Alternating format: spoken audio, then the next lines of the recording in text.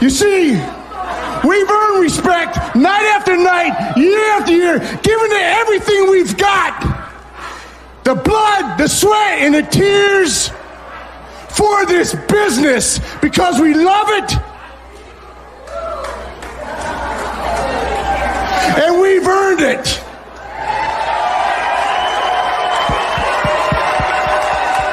And you're looking at the best.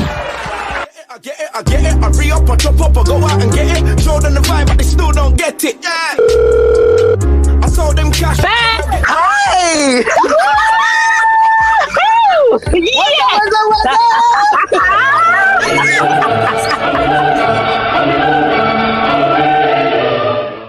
Hello, my darling. Hello, babes. Oh my God, it's so good to hear your voice. I know, I feel like it's been ages, Neat. I know. It's like one little Father's Day, and it feels to... Isn't it? Like, it's like how epic Father's Day's become. I know, man. It's just like, whoa. Where's the time gone? Where's the time going? I know, my darling. The year's going by, the sun's out, and it's been like pretty cool. Little bits of rain here and there, but the sun's been shining, so I've been trying to see what I can get done in it. Yeah, definitely, man. Have you been all right, though? Boy, I saw it go. Yeah, thank God. Okay. I've been, well, yeah, I saw it go for both of us. I had to put a final point on it, darling. To put a final point on it. But I did go out for Father's Day. What did you do? Anything for Father's Day? Do you know what? I went to my cousin's 40th on the Saturday, at which we did, and we didn't get home till 4:30 on Sunday morning, which was Father's Day. I know. I'm there raving, man. Like, I'm like... What's your tune of the night? What's your tune of the night, darling? My tune, well, it has to be Candy, innit? Yeah, obviously. You get the movie. Were you the leader? Were you in front doing extra spins? I was doing spins. I was doing a bit of break dancing in between. I'm only joking. But yeah, no, it was good. It was good. It was really good. And my cousin had a good time. It was in Westfield, actually, in a bar in Westfield in Stratford. Yeah, it was good. So yeah, I'm fine. Girl, I would have gate crashed that thing. I would have been in the way. We could have been in the podcast live thing in the corner and done the hosting, darling. I know. Next time, anyway. Any 40th out there, you can book up. Yeah. Next time. But no. We went there. What did we do? We went down to catch just a little munch, and we went down to the Trap Kitchen in Camden.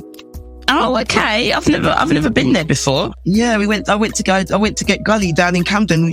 It's funny though, because it's a juxtaposition. Camden's all trendy and kind of earthy and all that stuff, but in the midst of Camden, you got the Trap Kitchen. You know what I'm saying? Yeah. No, I haven't been to Camden for ages. It's always a vibe though, Camden. Yeah, Camden's always a vibe. It's like, you know what? It's funny about Camden. You always feel so home when you get there, but when you're sitting there thinking, oh, Camden, there's no parking, there's this and this and that. But then we forget about the vibe, the actual natural vibe that Camden has. Yeah, definitely. I mean, they love a roadwork, so the experience is never ever the same each time you go up there. But madness in there. You always got to either dodge the parking attendants, always, and them one-way streets and all of that stuff. But, and then you come out in South London when you started off in North London. Oh my gosh! Well, you had a good Father's Day then. That's good. We went to see my father-in-law, and then Monday was Darren's birthday. So it's like, and it's my niece's birthday as well on Father's Day. So it's like, Don. So your Darren is birthdays in June. Yeah. And my birthday's in July. This is getting too spooky now, man. This is getting too spooky. I can't deal with this. Oh my gosh, I know. It's uncanny. The things, it's like a mirror. I just don't understand it. I really don't get it. It doesn't come this close. Unless it's just a black people thing, and then people just all call their kid at the same time, similar beings. Call it Darren, yeah. And then we just ended up with similar, because I just don't understand it. I know, it's a bit weird, isn't it, babe? It's very do. But yes, it's apart from that. I know. All good, good. Everyone's living, everyone's breathing, as we always are happy to hear. Yeah, indeed. So, let the people them know which show this is, sis. So you are listening to the Hustle is Real 101 podcast.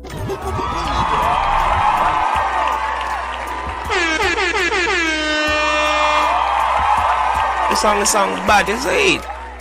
Oh my gosh, that was so epic. No, it's epic for us, it's epic for them. You are now entering the realms of the Hustle is Real 101 podcast, the home of real talks, real perspectives, and real mother effing life.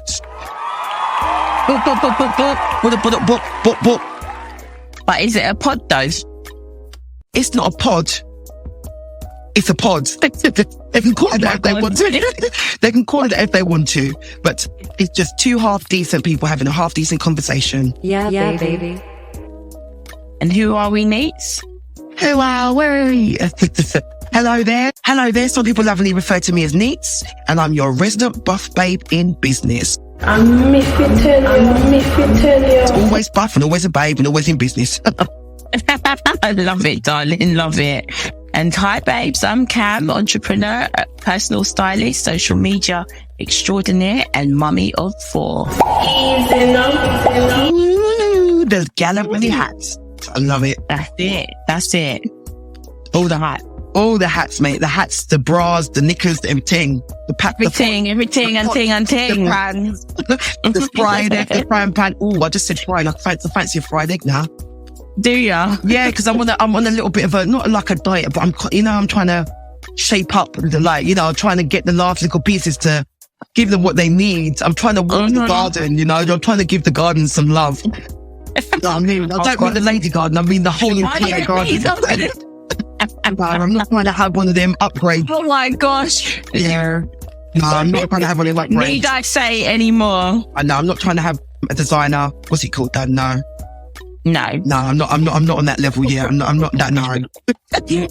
Oh my goodness. Oh dear. My God, girl. So you guys, you missed a live. We had a live last week, and what we did, we wanted to just try it. So we went into our little zone and we did our KMT of the week in our comment section.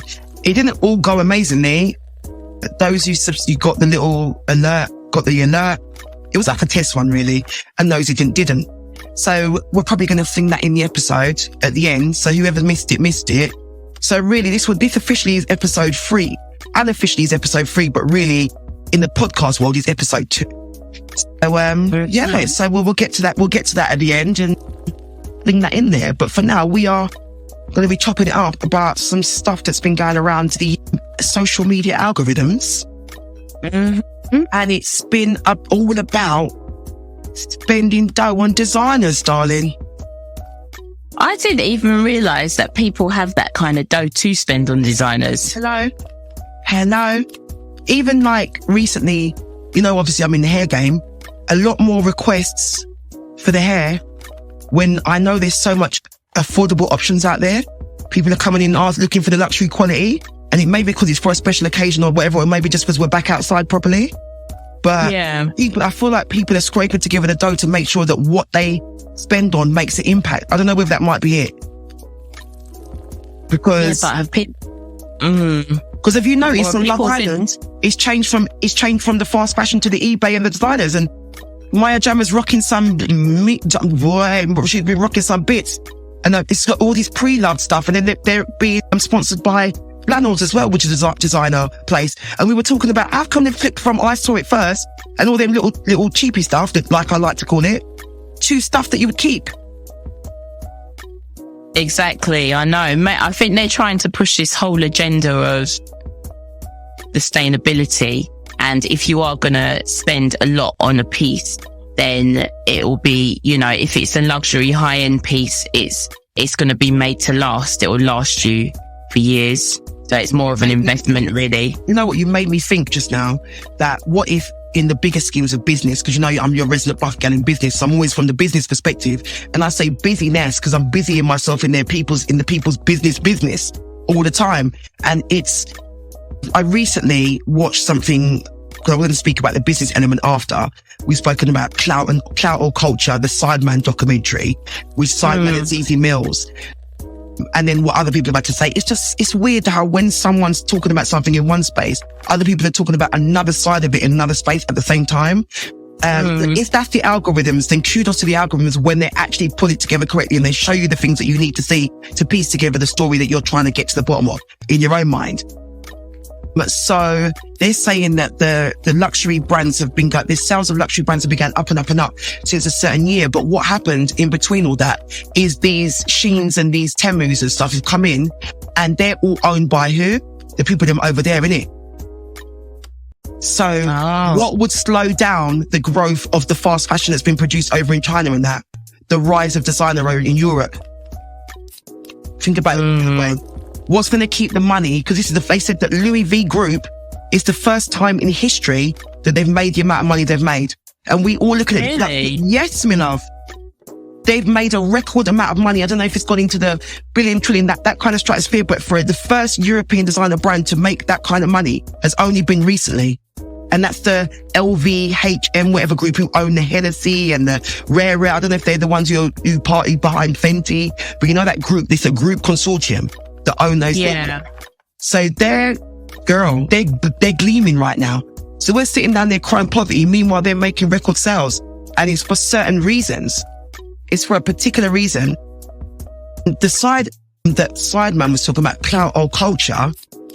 I'm going to give you one example of a lady who was in total despair on the internet, on TikTok, and there's a guy that I really like. I want to share you. I'll share him to you later. I don't know if you've seen him. He's got locks. He's an artist, but he does his TikTok page where he talks about stuff in front of the video, but it's stuff you can't believe. So the mother got home and found out that the son had spent £2,000 on designers off her card, and that was their rent money. So she dashed him out. Yeah, she dashed him out the house, and the dad came, and I don't know if the dad had to come and pick him up, but they said that the two sides were, did you know whether he had anywhere to go? Did you let him pack his clothes before he went? But ultimately, it's why the frig did this boy go and spend his mum's money off her card in the name of IG? Because he wanted to buy some to stuff for his IG channel, his IG page or his TikTok. I think it's IG.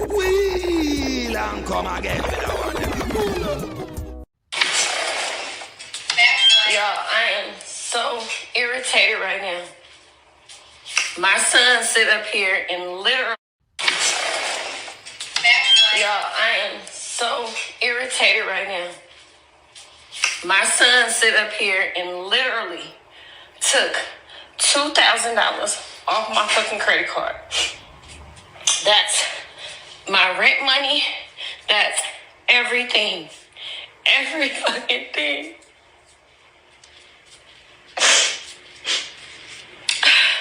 He gotta go. I just put him out. He's 16. I already done sit there and told him. I really feel like calling the fucking police. That's why I came live, so I can calm down. I really just feel like calling the police at this moment. You really took some money off my card to go sit up there and do some shit for a little ass girl? Okay, guys, this is SS Glow Up Lifestyle. Supposedly, her 16-year-old son stole $2,000 off of her credit card. I have a lot of other things to show you other than this clip, but we gotta start with this first. Y'all, I am so mad right now, man. Oh, man, I don't know what to do. My feelings hurt every fucking thing. Like, I don't know. I don't know what to do. Like, I never thought that he'd sit up there and do something like that. I never thought that he'd sit up there and do something like that. Like, when I got the notification earlier, when I sit up there and I got the notification earlier, y'all, the notification was basically saying, like, did I purchase this? But I didn't sit up there and pay attention to it. You feel me? Like, I didn't even worry about it or nothing like that. He gotta go. He waiting on his daddy to come pick him up right now. He has to go. He gotta go. He gotta go. Like, you don't do that. Like, he got, like, his mouth, he's being hella disrespectful, all of that. So, you gotta go. You gotta go. You have to go. You gotta go. Like, I don't have no more money. Like, I bank sit up there and told me I gotta wait until Monday. They froze my account. They completely froze my account. So can't nobody else use it. But I can't get that. He needs to get away from my door. He's not getting back in my house. He's not getting back in here. I do not care. Get away from my door, little boy. See, you see how disrespectful he is? That's why my dog's sitting here barking. He's being so disrespectful. Since he's been talking to me, he's being so disrespectful. Since he's been talking to this little girl, he's been getting hella disrespectful. He's been out the chain disrespectful. I'm about to call the police. I'm giving you a chance and letting your dad come and get you. Get away from my door. Get away from my door. Okay, first thing.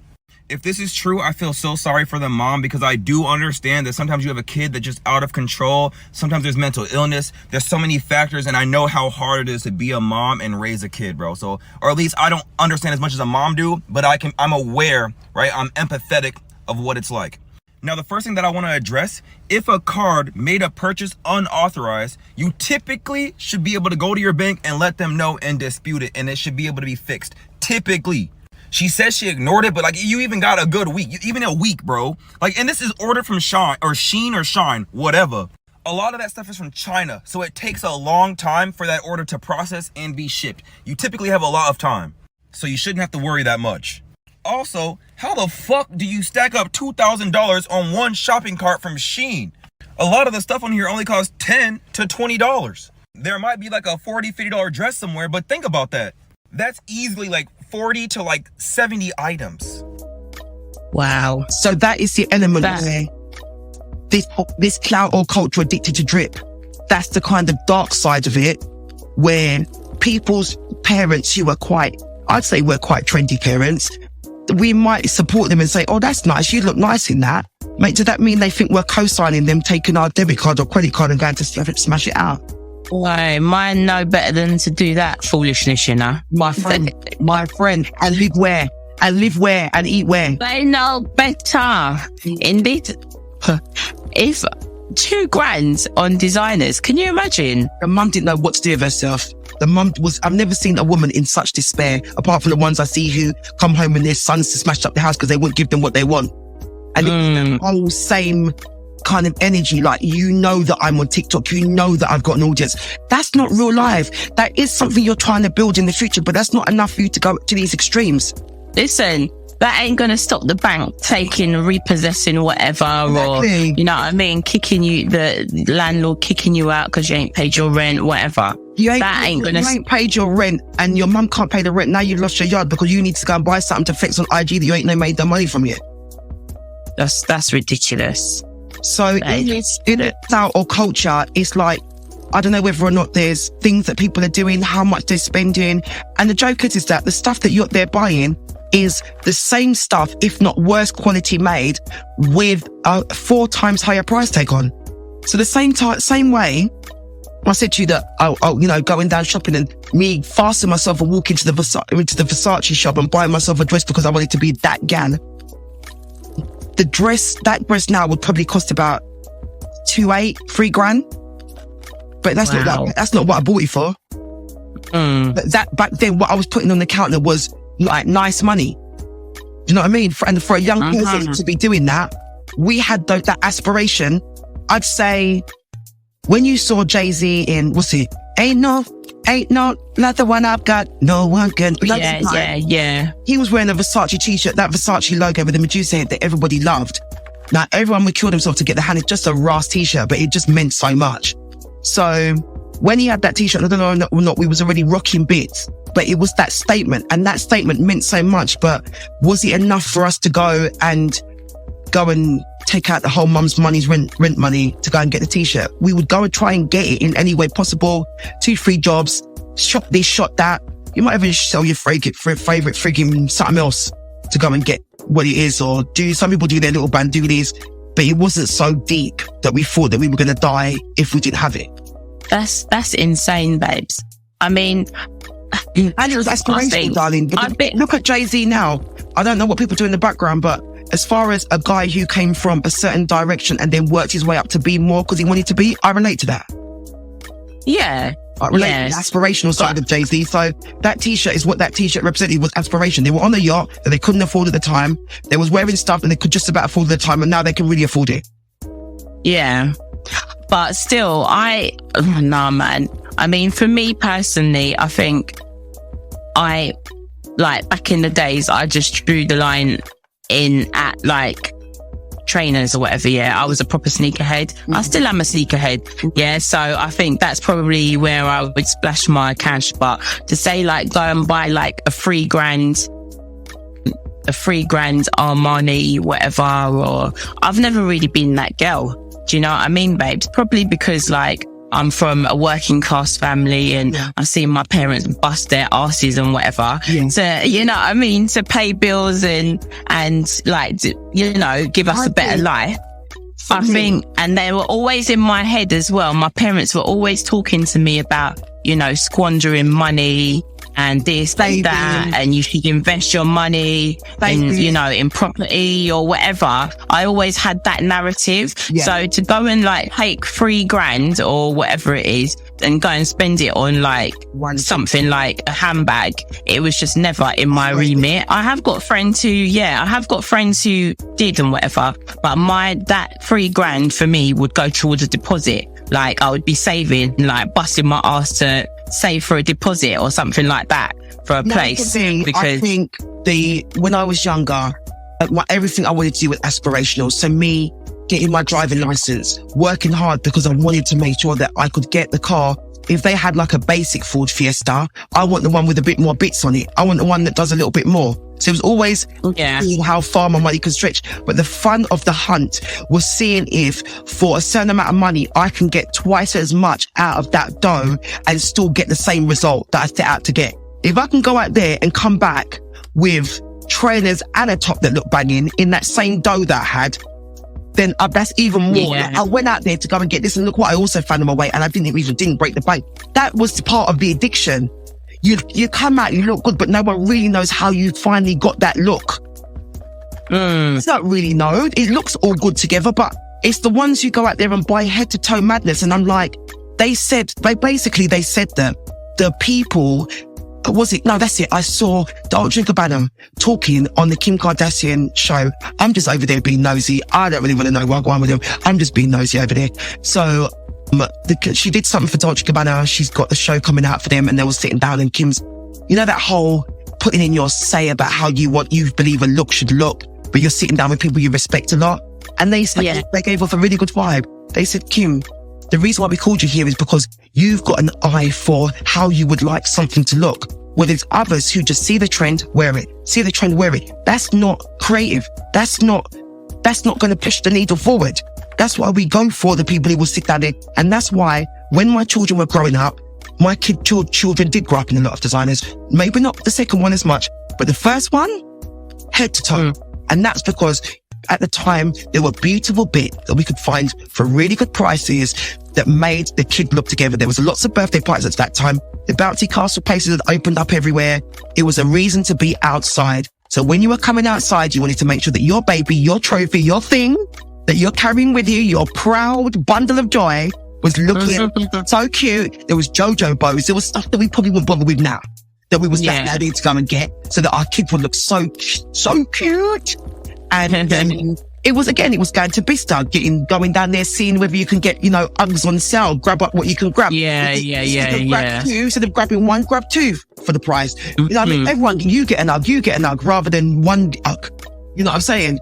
So you knew how to kind of do it and how to flex and how to move. And once you've been in them spaces, you know how to do it for less. And that was the buzz behind it. Knowing the secret sample cells, knowing where to go, and other people didn't know. Yeah, I remember that Burberry outlet in Hackney Wick. It's still there, I think. Listen, but yeah, we used to go there. Right. So when you see your elder who you look up to, and the youngers were looking up to certain of an uncle, like we'd go out and say, Darren's wearing a certain pair of trainers, and a young person will stop him saying Tottenham Howard, say, yeah, brother, where you get them from? And I'm thinking, brother, you know, it's old enough to be a dad. But they respected the game. They could see what was going on. They respected the shoe game. But it's the part where they don't get to know how he became that person who knows where to cop that shoe. So now what they've done is they've gone and bought up the shoes and has to go and talk to a reseller who's 12 to go and work out Wagwan, or just leave it and say, I'm not buying that no more. Yeah. Or completely go elsewhere and go and find something else to start a trend with. And then what will happen is when we set a new trend, they'll jack the price up of that. Then the resellers will go in and buy it all, and then we have to move on to something else. So I don't know, man. I don't know. People need to really think about how trend setting, and when we're doing this eBay stuff and going straight for fast fashion, because really you're going to confuse the young ones. You're going to make them think, oh, a minute ago, it's us to buy 15 t-shirts for Shein. Now you want us to go straight to YSL. Yeah. The thing is, though, I think there's two different types of like designer consumer. Yeah. There are the ones that just buy head to toe. They will be in full designer drip. They'll have all the the blatant logos and whatever on them, and you will see, yes, all right, they're in designer. But there's the ones that just look sleek and chic with it. You wouldn't even know. They might have the smallest emblem or none at all. But they're in high-end designer gear. That's the one to go for, because the ones where, I remember I told you about my German teacher, Mrs. Hayton, and the day when we crossed eyes over a pair of jeans, and we just knew, I knew what her bum pocket on their jean was about, and she knew what my bum pocket on my jean was about. And that was a little society you're in, and you're like, well, she winked at me and I winked at her. Yeah. And you're just thinking, who's been a good girl then? But these men who are out there that have got like, who own like Harrods and John Lewis and this and that, you think they're going to be in head to toe like loud designer wear? No. And what do you know what I'm saying? When they go back home, what you'll find is like maybe a rich Nigerian uncle, he'll go back home and put on a very, very expensive one of his own cultural clothes and floss in that. Yeah. He'll wear a pair of nice, maybe Louboutin shoes with red bottoms, but he'll be wearing his cultural garb because he feels that's what makes him look rich. Yeah, exactly. It's true. You won't find the guy who owns Harrods walking around with friggin' head to toe luminous green designers. No. You wouldn't. No. They'll sell it, but they don't wear it. No, they don't wear it. You know what I mean? They say that the richest people among us, you would never even know who they are. Darling, like, you could be standing up behind me in the Tesco queue, you would never know, because they don't roll like that. They don't. When I've spoken to certain, in my time working with, certain luxury brands and stuff, and there's a brand, I think it's a glasses brand. I'll give you one example. It's called Pressol, like the soap powder Pressol. And these people, right, they are like collectors. Like, you'd have to see them on the person to know what year them glasses were made, like the screws, that every little last thing in glasses is a specialist understanding. So when it comes to those clients, you have to treat them a little different. Yeah, and they weren't rowdy. They were very cool and calm, not over demanding, because they knew that when they're coming to come and get that brand already knows that from us two are in each other's company, we both understand each other. But yet when I deal with some of the other brands, like, let me think of something that's a bit more common of a designer make, and there's something wrong, boy, they won't carry on like that. They want to come and beat you up because the Italian, the manufacturer, something happened between here and Italy. So, but the thing you're buying is a couple of hundreds. This one's one messed up. He's getting his ones coming in from the same place as you are, but he's not talking to me like that, even though there's a delay. Exactly. So, Exactly. But I don't know. I just, I feel like debt is so easily accessible now.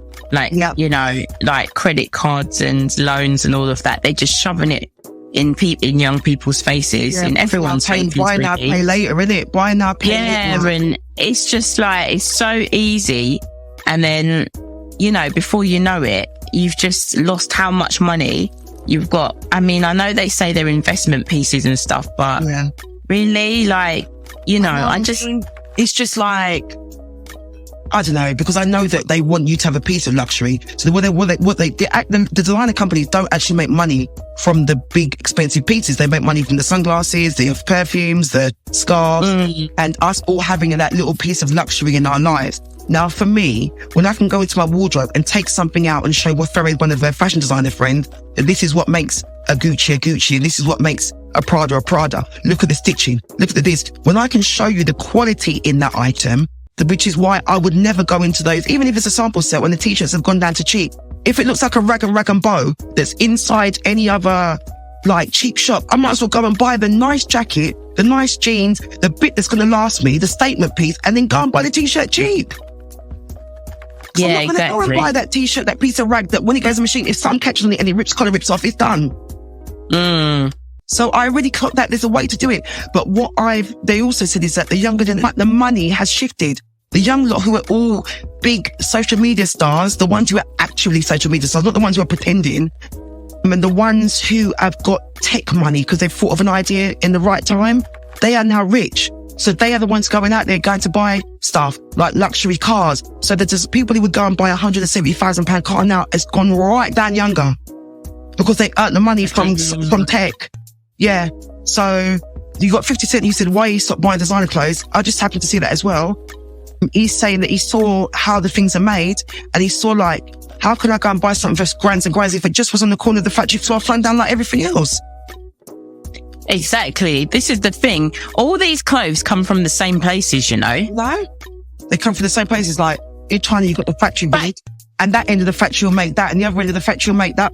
This is what I'm saying to you. One end will make Shein stuff, and then the other end will be making Armani stuff. You know what I mean? And all right. So when I was talking to, shout out to Magbell, graduate in fashion, we do our little coaching and mentoring together. Bless her.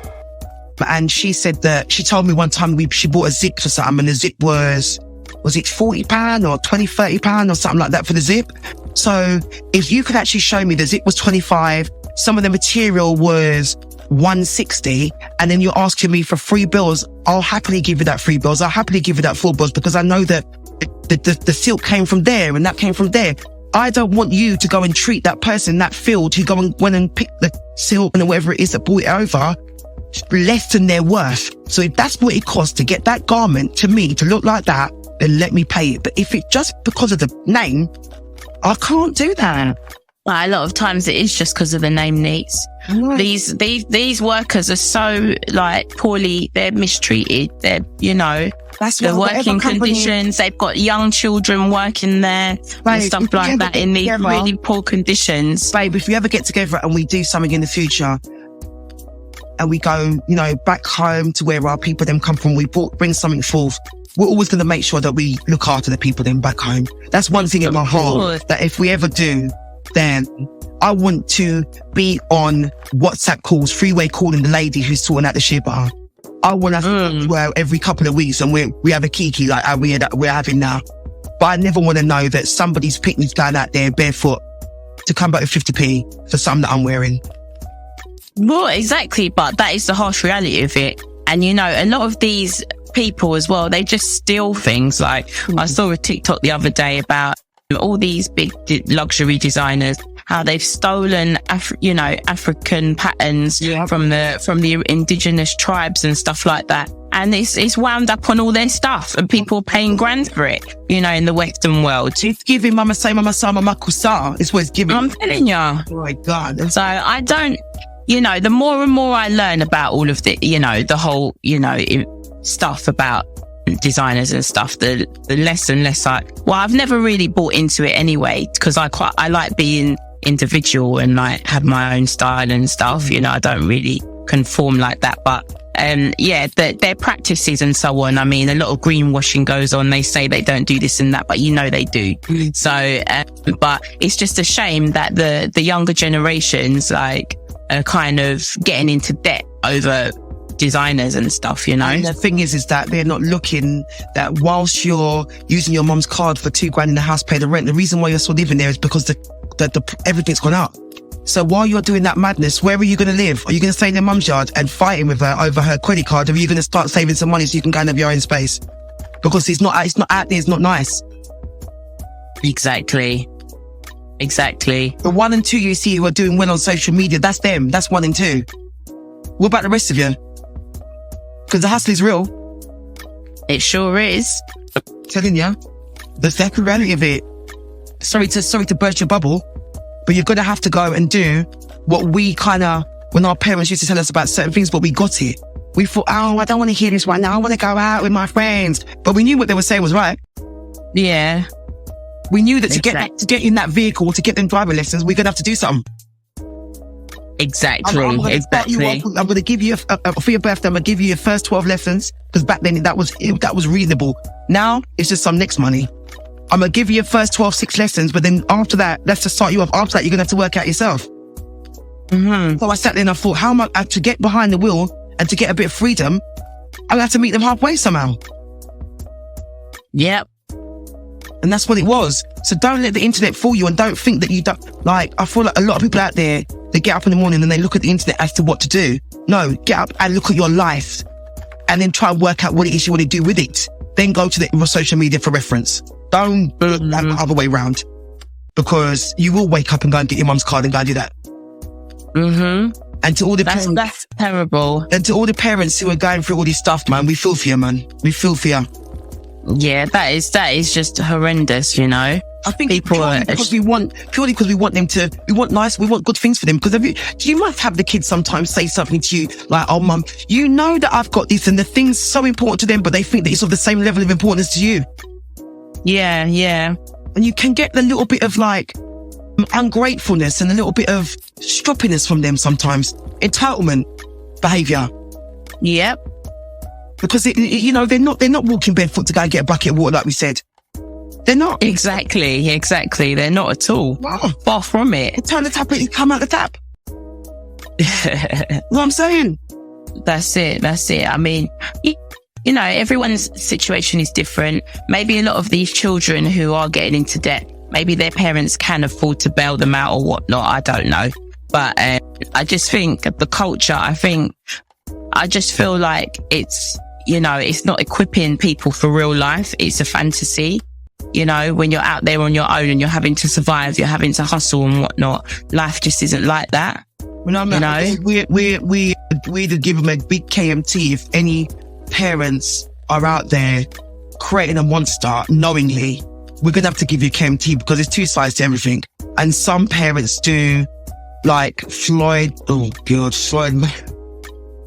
Mayweather, bless his little grandson. The way he's bringing him up to do the boxing and stuff. He's like, that little boy, it's in the blood, man. But then what goes in the backdrop when he joins Youth Network and everyone's swinging, what does that also kind of like give to the situation? Because although he's put his daughter through good school and everything, and, you know, she had one of the most expensive Sweet 16s of all time, and Drake sent her a birthday message, they still get up to stuff. They still do certain things that doesn't quite match up to the dad's name while he's still out there ripping the name. So if we don't show them boundaries and we don't do certain things, the young ones are going to keep getting out of pocket because they're starting to make dough and thinking like, oh, look how they went and worked. It happens every generation. Look how they went and bust their neck. Because you see a man, again, driving a Tesco.com truck, but he's got properties. So because he's humbled himself, you've gone out there and bought the £170,000 car because YouTube or somebody dropped you a check. Just by chance of the one away because you happen to be in a certain wave. But that one's got more stability than you because this is a one check that came to you. You're not old enough to know what to do with it after. You ain't lived the before and you certainly ain't lived the after. So I don't know what the fallout of that's going to be, because it's going to have a fallout, babe. Because they're just trying to grab as much money as they can and before the fallout, because they know it's going to come. That's it, hun. They know it's going to come. Everything crashes. Like, even, you know, we even said about Mark from the Facebook guy. Things ain't like it was before for him. Look how everyone used to stream his name everywhere from the rafters to the rooftops. It's true. Yeah, the golden child. Every TED talk, every this, every that. Now it's not giving them what they need. It's not that again, isn't it? It's true, hon. I'm sure there was a time when he used to fart and make money. Every time he farts, money comes out. And now the investors are saying, like, their hands are getting sweaty, like, why? It's true, babe. Yeah, so, I did want to mention, because the part of the lie didn't quite come out. I was saying to you about the young ones and being out there and the mouth running up and all that other stuff, and how they did the diss track. Lizzie had a diss track, didn't she? Oh, yeah. Yeah. So I didn't get to singing the feeds of the diss track, but we were saying, like, make sure you put as much energy into creating diss tracks as you do into your schoolwork. And me and Shanice will be taking a cut. I'll be taking 50%, she'll be taking 20%. Yeah. The proceeds of the diss track in the name of my daughter and her friends. So, young lady, our lawyers will be in touch. Okay. Oh dear. Management services, because we got to make paper from our pain, in the words of Funky the Lever. That's it, babe. That's it. Got to make pain. You got to make up. Currently writing my book. Oh, we love it, babe. Girl, and you know what I'm talking about, innit? I know. Girl, yeah. No, oh my gosh. We're going to have to wrap it up on that note, babe. I'll fling in anything for those of you who missed the live. I'll fling that in there. And as per usual, let's let them know what to do. We need you. We're thanking you for coming, and we're thanking you for all the love. Shout out tuning in. Shout out to people them in Australia. Shout out to the people them in Wales. Shout out to the people them in Scotland. And our London crew, shout out to you. Oh yeah, shout out to the people in Virginia. Pick up the Virginia crew. We see you. So, thanks for listening. Please follow us on socials. We're going to be getting more busy. But as you know, we're running a 2-woman outfit here. Mm-hmm. Saying like, there's no big editing company. There's no big no one coming here. We're literally using our hard skills. Not yet. Babes, our hard skills and our hard soft skills and our hard hustle. Yes, son. That's it. That's the one. Yeah, so just catch us where you can find us. Link us on Instagram. Go over to TikTok. I'm going to be posting some more stuff over there. And also, we're going to start getting more busy on the TikTok as well. We've got little things we're trying to... Yeah, we've got things in the pipeline. Forward, yeah. Twitter, it's always jokes over on Twitter. Twitter's a place that, oh yeah, because Love Island's on. If anyone wants to get in the bants, if anyone's into Love Island, they want to get in the bants in Love Island, I love it. I'm loving Love Island right now. Love Island is everything I need. It's everything I need. I ain't gonna lie. I've actually been watching it, actually. Girl, you're usually the watcher, but I've been watching it as well. Can we do, if you watch it, babe, if you watch it, can we do something? Can we do something, babe? Because I need my Love Island family around me. Be dressed up or something, like how Maya, when she comes around the corner. We'll sort something out. Babe. On the live stream, we dress up and do a Love Island episode and put it on YouTube. We should, shouldn't we? Yeah, man. So just come and support the team. Subscribe on YouTube and wait for us patiently for us to arrive at the bus stop before success. And I might come over there with some shoulder pads. Be a leader or a follower, or just be both. It's a matter for you, my darlings. But just support the team, and we're pushing through. If we're missing, it's only because, again, we're trying to make sure that we deliver every single time. So if you don't see us, it's purely because of tech or because of life. We ain't gone nowhere. Yeah. We're just running. Yeah, exactly. We're here. We're running the engine. Oh my gosh, babe. Thanks for being here. All right, my darling. Yeah, I love you, darling. And keep safe, keep pushing on, and my love to your family and everybody. And I will see you again, same time, same place. Same time, same place next week. All right, darling. Love you loads. Bye. You still there? Yeah. Let me do an outtake. It sounds bad. I might just put a mic in the air. What? You put the phone down. You put the phone down. You put it down. No, you put it down. No, you put it down. You're older than me. You put it. What's your name? You want my African name or my slave name? Which one you That's want? deeper than rap. My slave name is Wilson and my African name is Ascala. What else you want to know? How old are you? I have just turned 64 because I'm a royal the same time when them coronate this man with them called King Charles. Careful what you say about me kingdom, them, man. Empress. Oh, you are empress? Well, me a king? Of course me I talk to a king. Oh. I re-up, I drop up, I go out and get it. Show them the vibe, but they still don't get it. I told them cash, go get credit. Fix your hair and nails, one girl, you gotta get it. Get deets and grab my bro, you gotta get it. I said house and line, but they still don't get it. I told Gotta jump on top, don't stop till you get it. Girl, juice is flying, so I keep going, hard work and merit.